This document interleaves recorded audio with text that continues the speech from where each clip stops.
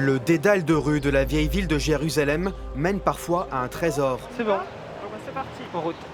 Ce jour-là, Estelle Ingrand-Varenne et Clément Dussard ont rendez-vous à la custodie. Ça va? Très bien. Et vous?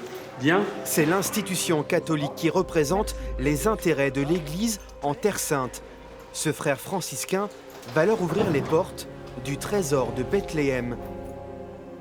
Des objets liturgiques datant des XIIe et XIIIe siècles, découverts par hasard il y a une centaine d'années lors de la construction d'un hospice pour pèlerins.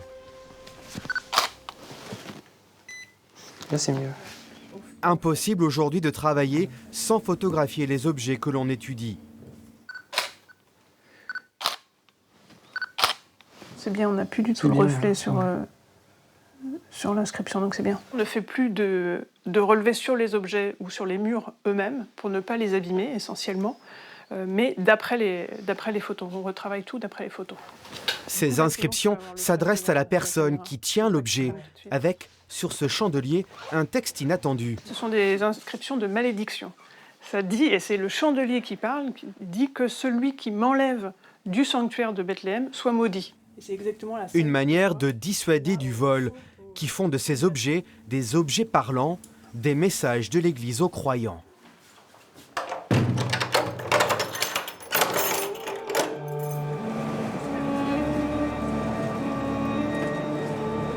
L'enquête mène ensuite nos chercheurs poitevins côté palestinien, derrière le mur de séparation, en Cisjordanie. Direction, la basilique de la Nativité de Bethléem.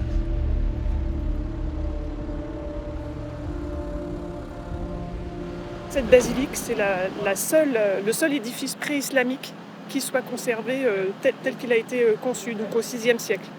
Il est conservé jusqu'à aujourd'hui et l'église a été classée en 2012 patrimoine mondial de l'UNESCO, patrimoine en péril, et donc ils ont lancé de grandes restaurations qui ont duré jusqu'en 2020. La basilique, restaurée grâce à des financements internationaux. Les récents travaux donnent l'espoir à nos chercheurs de découvrir des inscriptions sur les murs jusque-là jamais observées.